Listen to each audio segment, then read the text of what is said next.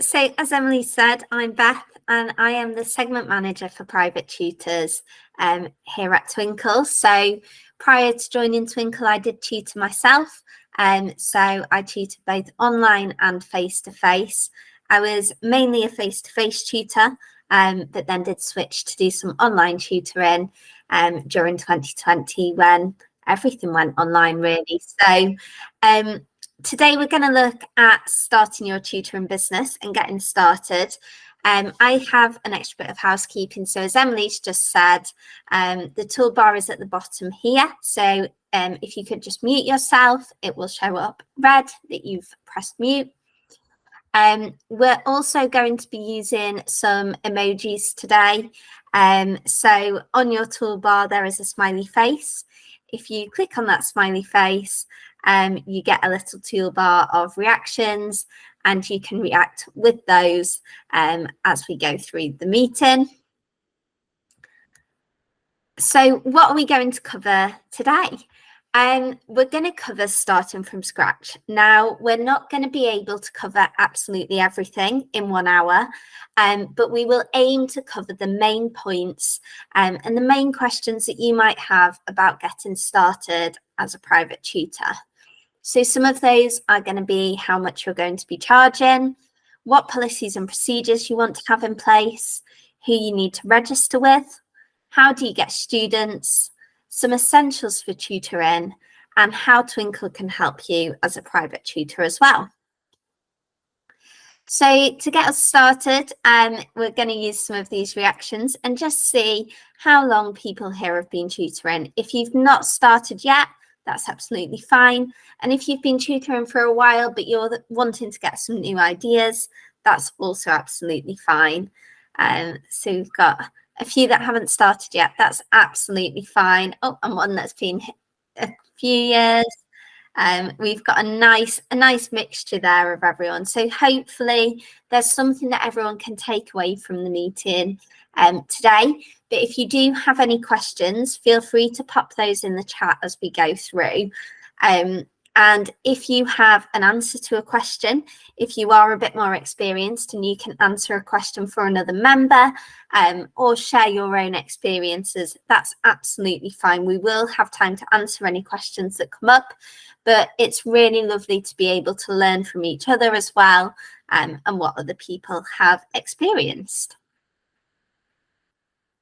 So starting from scratch, if you've never tutored before, you're stepping into the big wide world of tuition. It can feel overwhelming, it can feel scary, and it can be hard to know where to start. So we've put together the Starting Your Tuition Business checklist, which has just been popped into the chat. And this checklist has a series of things on there that you might want to consider when starting your tuition business. So these are mainly activities that are the behind the scenes side of your business. We know that tutoring, you might be really confident working with the children and delivering the sessions, but actually it's the running a business part that is the scary part for lots of tutors. So this checklist can help you get started. There's a lot of freedom in tutoring, especially if you choose to be self-employed and tutor for yourself rather than through an agency. So you can decide which subjects you tutor and which age groups you tutor. And it might be that these are subjects and age groups that you've tutored previously or taught previously in school, or it might be that you want to try something new. And there's no reason why you can't try something new. You don't need any specific qualifications. And actually lots of tutors might start working with Key Stage 2 and end up, before they know it, they're working with Key Stage 3 students, because they're students who were in year 6 and they could have been tutoring for 3 or 4 years. They've built up a really great relationship with them. And actually, for the parent, it's more important for them to have the continuity of the same tutor than a tutor that is an expert in Key Stage 3 maths at that point. That might shift as they continue on their journey through secondary school, but especially initially. So there are lots of resources and lots of information out there that you can use to upskill yourself in that area if that's something you want to do. Choosing a name for your business is also really important. It's such a broad topic. You could call your tuition business anything at all, anything that you want, but this name's probably going to stick with you. There is no reason why you can't change your name at a later date, but actually you might have already got a bit of a reputation with that name, a good reputation, and you don't want to be starting that again because you've wanted to change your name. So it might be that if you plan on expanding your business in the future, you choose something that's quite broad, and rather than changing it completely in the future, you add something to it. You might also want to do a little bit of market research and have a look at some other tuition providers in your area.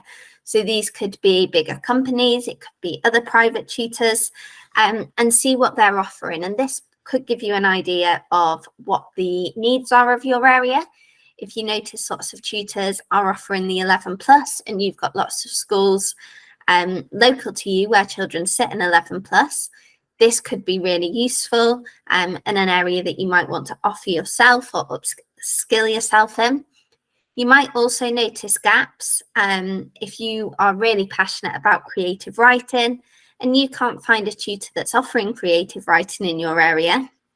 It might be that there's no demand for that, or it might be that you've found a gap that you can fill and an opportunity for you to do something a little bit different.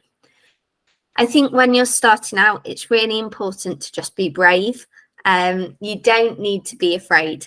There's no right or wrong with tutoring. It's your business and you can run it exactly as you want. So give things a go. If they don't work, you can try something else. So if you are passionate about creative writing, you try setting up that creative writing class and it just doesn't work, you don't get the interest. Please don't get downhearted about that. Instead, what next? What else can you do? And it might be that running a one-to-one session instead, still with a focus on creative writing, works a lot better in your area. So I know some people haven't started yet, but I know some people have got a little bit of experience. So in the chat, it would be lovely to share the name of your tuition business. And if you've got any social media pages, sharing those in as well. Having a network of other tutors around you and people to have a look at, getting those ideas and inspiration from other tutors is a really lovely way to build your network and also build that confidence. There's no one to tell you whether you're doing it right or wrong, and actually sometimes just seeing that someone else is doing the same as you can be really reassuring. So thank you for sharing that, Helen. That's lovely. Oh, thanks, Tazeen. So we're now going to have a look at how much should you charge as a private tutor. Again, this is entirely up to you. There is no set amount that you should be charging. There is no baseline of a minimum or a maximum that you can charge. So instead, I'm going to bring up some things that you might want to take into account when deciding on your fees. And these can help you to decide what's important and what you should be factoring into those costs. So there are a couple of resources. We've got our How Much Should I Charge infographic, which Emily has just shared into the chat now. So this is one you can download and you can keep for reference whenever you need a bit of reassurance. So firstly, you want to think about the qualifications that you have. It's highly likely that you've done some studying to get to the point you're at right now. And you've worked hard to get the qualifications you have, so you deserve the recognition for that qualification. What subjects you're tutoring and what level you're tutoring up to. So having a look at other tutors in your area, you might notice that the rates are slightly higher for secondary students or for specific exam preparation.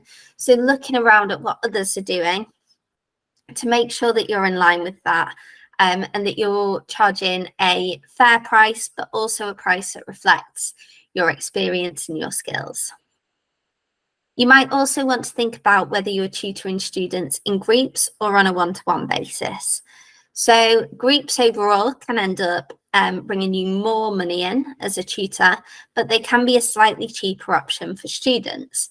So every student attending a group might pay a little bit less than they would pay for a one-to-one slot, but you have more children in that time. One thing to consider though is if you are running groups, you're dealing with multiple people at a time. So you will also have potentially more planning, more admin time involved with running that group, which is why it is still a little bit more expensive maybe than people would think to have that group session. Your planning time is also really important to factor in, and this is going to vary for every tutor. Some tutors do no planning at all and turn up on the day and decide with the child, with the student, what they're going to be working on. Other tutors like to be planning in advance and knowing what they're going to deliver with that student. The time you spend planning is still time that you're putting towards that session. And if you don't factor the time you spend planning into your tuition fees, you're essentially doing the planning for free. You're not working, you're not being paid for the time that you spend planning. And it could be that you're spending quite a lot of time planning, especially when you're new, if you are doing something a little bit different to what you've done before. For example, like we said, those 11 plus exams. If you're looking at something a little bit different and you need to do some research yourself, you're going to spend a lot of time planning. You might also want to think about any other costs you have, and this will differ depending on how and where you're delivering your tuition. If you're delivering tuition online, you might be paying for online whiteboards or digital conferencing software. If you're tutoring face-to-face, you might have some fuel costs involved, some travel costs, maybe parking that you've got to pay for as well. And all of these are things that you're going to need to consider when you're setting your fees. One thing, if you are tutoring face-to-face and you're traveling to the homes of your students, you will need to think about your travel time. If your sessions last an hour, but you're traveling 30 minutes each way to get to that session, that's 2 hours and you're potentially only being paid for one of those. So you've halved your hourly rate already there. Then you factor in the planning time and any admin time that went into that session, and you're quickly dwindling down the amount of money that you're getting per hour for that session. So some tutors will choose to have a limit on how far they will travel for their sessions. And that could be mileage wise, it could be a time limit depending on where you live and what your travel situation is. So it's really important to remember that this is your business. So if you're tutoring full time, you need to ensure that the money you earn is enough to live off. So if someone can't make a session, if someone cancels last minute, you've lost out on that money. So we'll talk about policies and procedures in a little bit, and there are some things that you can do that can help with that. But it's really important to remember that you are worth the money and don't undervalue yourself. So what you're offering as a tutor, families really value, and it's important to make sure that you value that yourself as well. Okay, so we're now moving on to policies and procedures. And we've asked what policies and procedures you should have in place, and the answer really is none. So tutoring is a completely unregulated industry. So there are no requirements to have any policies or procedures in place to tutor. You don't need to have these set up before you start, and it might be something that you add in as you go, as you build up your business. But the one that's probably most important is some terms and conditions. And having these terms and conditions is really you setting out to parents, to families, how your tuition is going to run. And getting these set in stone from the start can help you to avoid any difficult or awkward conversations at a later point. So lots of tutors use terms and conditions, and they are often a bit of a working document. So you can think that you've thought through everything, you've pulled together everything you need to cover in your terms and conditions, but pretty much in every case, a situation will happen that you could have never seen coming, and you've not got it covered in your terms and conditions and you don't know how to handle it. So you might want to add to them, you might want to adapt them, and actually your terms of service might change as you grow. It might be that things have to change in how you run your business or the days that you work and the hours that you work. So you might set up with parents that these will be reviewed annually and they have to re-agree. It's up to you how you want to use those terms and conditions. But as I said, it can really help you to avoid any difficult conversations in the future. If you've got things written into your terms and conditions, that's how your business is going to run. And anyone that agrees to those and agrees to working with you has agreed to abide by those rules. We've also got payment and invoicing. So you might want to have a bit of a procedure in place around how payment takes place and whether you invoice your students. So issuing invoices is a really quick and easy way to make sure you're hopefully paid on time and promptly by all of the families that you work with. It sets that expectation for them and it is really clear about when the payment will be expected. It's up to you how you invoice or if you invoice. Some tutors collect payment on the day for their sessions, others collect payment in advance, maybe monthly or weekly, some even termly. And collecting it in advance can help to ensure that you always have that cash flow coming in through your business. So lots of tutors will think about if a student is ill and they can't make a session, what do you do in that situation? Well, again, it's up to you, it's your business. But for lots of tutors, they will try and rearrange that where they can. But if they can't, unfortunately, the payment does have to still be made. And there is a degree of flexibility, and I think it's always important to have some flexibility with the families you're working with. You would expect them to be flexible with you if something came up for you or if you couldn't deliver on a session for any reason. So giving them back the same flexibility is really important for having that relationship together. If there is anything in terms of policies and procedures that you would really like to see available on Twinkl, please do let us know. This is an area that we're constantly adding to and developing more resources in to support you with what you need. So if there is anything at all that you would find helpful, please do let us know and we can have a look at that and make sure we've got that support there for you. So who do you need to register with as a private tutor? As I said on the last slide, tutoring is unregulated, so you don't need to register with any official bodies in terms of being a tutor. For example, Ofsted aren't going to be coming around and inspecting you. Some tutors do choose to register with Ofsted, but it is not a mandatory registration that you need to make. However, because you are self-employed, there are people you need to register with as a self-employed worker.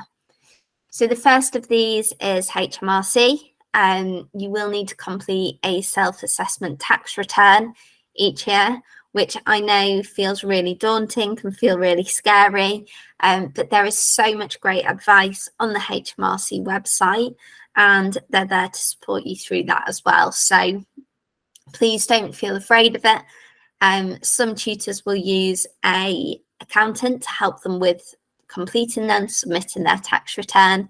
And if that feels easier to you and that takes that anxiety away for you, then definitely do that. But HMRC also have lots of webinars and videos and advice on there to help you complete these.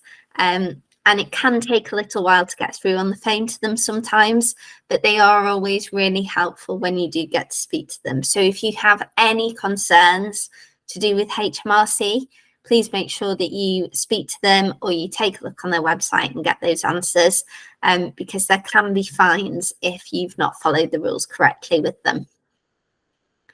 Similarly, we also have the ICO, which stands for the Information Commissioner's Office. So the ICO exists to protect data and ensure that all data is stored safely. So as a tutor, it's highly likely that you're going to be storing some data. This could be phone numbers, email addresses, addresses of the families that you're working with. And the ICO want to make sure that that data is stored securely and safely on behalf of the families you're working with. So if you take a look on the ICO website, they have a really good questionnaire that you can complete on their website to let you know if you will need to take out that, pay their fee to them, or if you don't. Again, if you're unsure, you can give them a call, and they're always really helpful to help make sure that if you do need to pay that money, you are paying it, because again, it can incur a fine if you haven't paid your money to the ICO annually when you are storing data. Another thing to consider is insurance. So some tutors might take out public liability insurance or other insurances. So have a look into that and see if it's something that meets the needs of your tutoring, and if it is something that's relevant to you as a tutor. And if you're tutoring from your own home, you will also want to check your home insurance. So check that your policy covers you for having people come into your home for business use. If you're having multiple students come into your home, and make sure that you are still covered under your home insurance in that situation. You don't want to invalidate your home insurance by running your tuition business from home. So now we're going to use the chat and put any challenges you've faced with starting tutoring. So it might be a challenge that you've faced and you've already overcome, something you found really difficult at the start if you've been tutoring a little while, or if you've not started tutoring yet, it could be something that's putting you off starting. It could be that final thing that you're a little bit concerned about, you're a little bit worried about starting because you anticipate this challenge. And we'll see if we can overcome some or share some tips on how you might be able to overcome that. So if you want to pop those in the chat, I'll give everybody just a minute.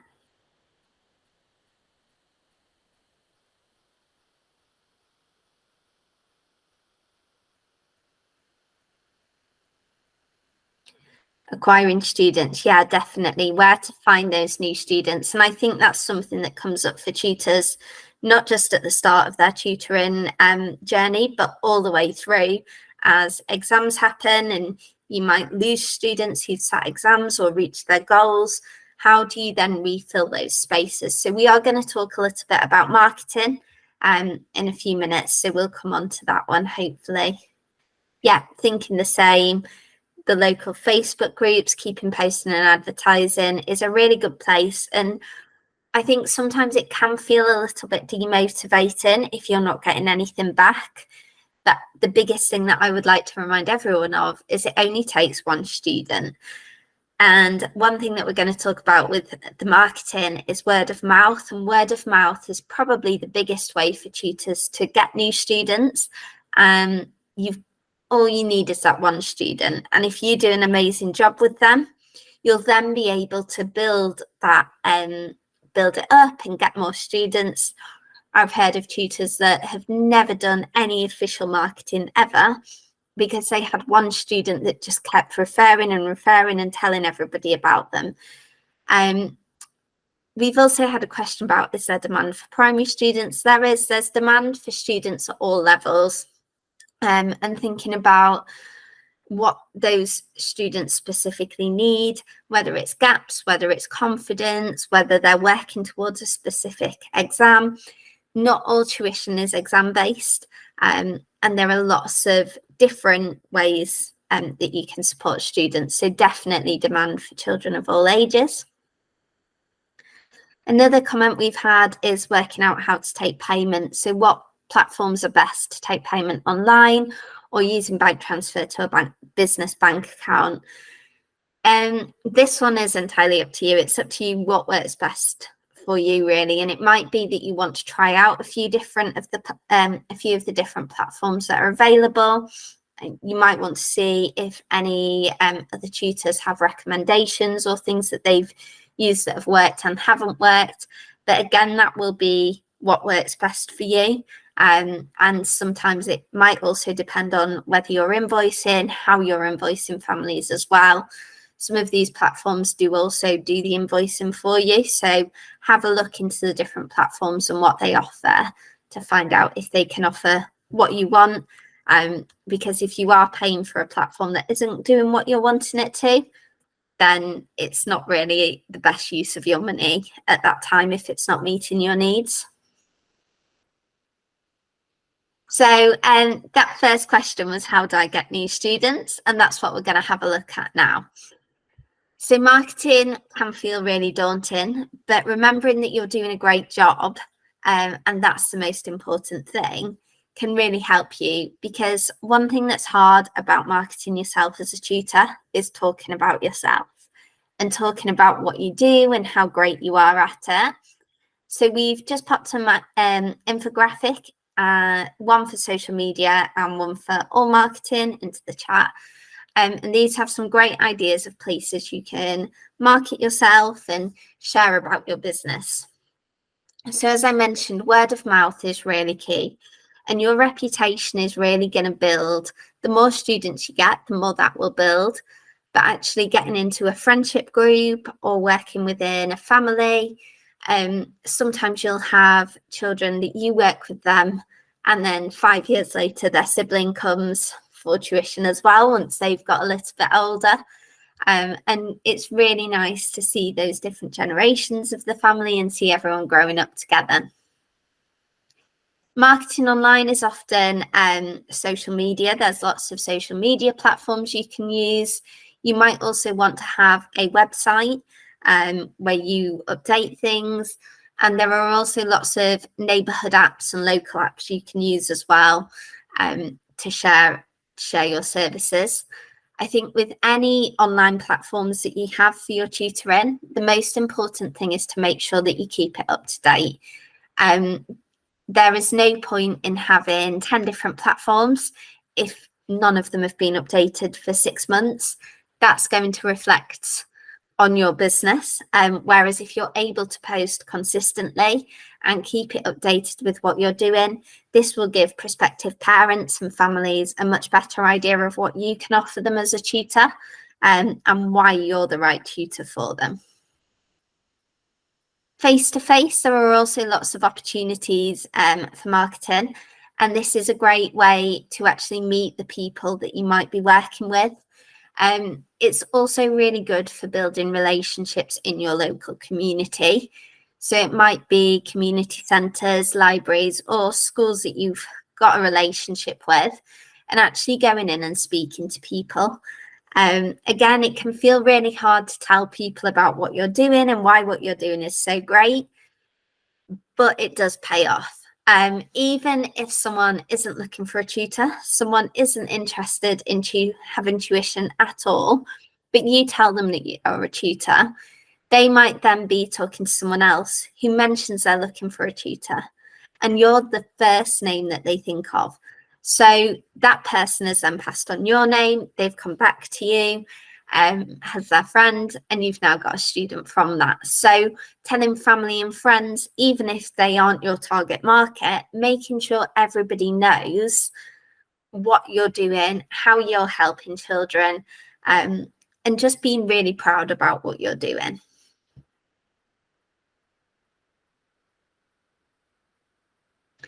So when we're tutoring, there are loads of different resources we can use, both online or face-to-face. If you've got any great resources that are an absolute essential for you, please do put them in the chat now so that we can share with each other. One thing that works really well if you're tutoring face-to-face is Dice. Dice are an amazing resource, and they don't take up any space to carry. One thing you'll want to think about if you are tutoring face-to-face is how much you take with you. It's very easy to end up having a whole suitcase full of amazing resources, but that's going to be heavy and it's going to be hard for you to travel around with. So things like Dice, where you can get them out, you can do loads of different activities with them. And that's really helpful. They don't take up much space. We've had a comment as well about playing cards or Uno cards, and absolutely, again, there are so many different things you can do with them, and they don't take up much space, and they're not very heavy. If you're tutoring online, I think it's a really good idea to not just use the resources you have, but what your students have as well. And I am a huge fan of a treasure hunt in both online and face-to-face tutoring, but these can be linked to what you've been learning. Lots of clocks have Roman numerals on them, so a student might be able to go and find some Roman numerals in their own home. Or if you're working on writing, getting their favourite toys together and looking at those to do a piece of descriptive writing. There are lots of resources that you can use in the student's home, as well as in your own, that can really help you to bring that learning to life.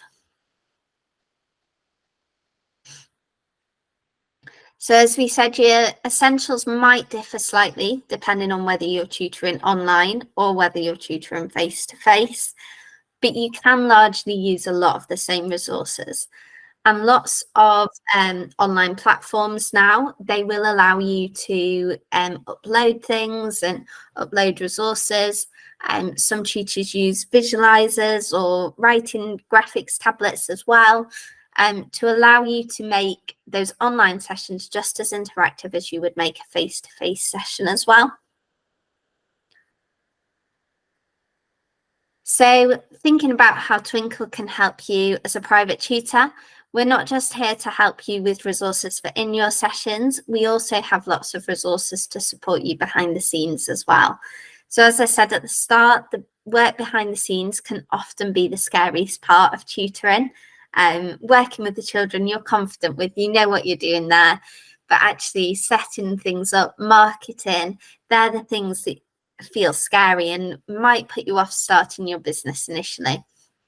So everything that you might need as a tutor is available on Twinkl to support you. And there are a few ways you can find our tutor area on Twinkl. So the first one is if you are a full-time private tutor, set your career type as private tutor on Twinkl. When you do this, you'll notice a button appear on your top bar that says tutor. If you click on that, it will take you straight through to our tutor area every time, where you can find everything you need for whatever stage you're at in your tutoring journey. If you are tutoring alongside another role, so your primary role might be a Key Stage 2 teacher, but you're doing some tuition in the evenings or alongside that, don't worry, you don't need to change your career type. You can leave it set as Key Stage 2 teacher, and then simply just type tutor into the search bar. So if you type tutor into the search, hit enter, again, you will arrive at our tutor landing page again. So we do also have supportive social media groups. And one really important thing as a tutor is to have that network around you. It can feel really lonely being a tutor if you don't know other people that are going through the same experiences. But having that network, whether it's online or whether it's people that you know personally, just to be able to give you that reassurance can really help with boosting your confidence and giving you that extra boost to just take that leap and give tutoring a go. So we are on Instagram and Facebook, and you can find us by searching for Twinkl Private Tutors. And doing that, you'll end up in our wonderful and supportive communities. Lots of questions will have already been asked, but there is no such thing as a silly question. So if you have any questions at all, not only am I there all the time to answer any of these, there are also lots of tutors around who are willing to share their experiences and pass on any advice they have. But as I said, just because it's worked for them doesn't mean it will work for you. So try things out, be brave, do something different. And that's everything from me. Thank you.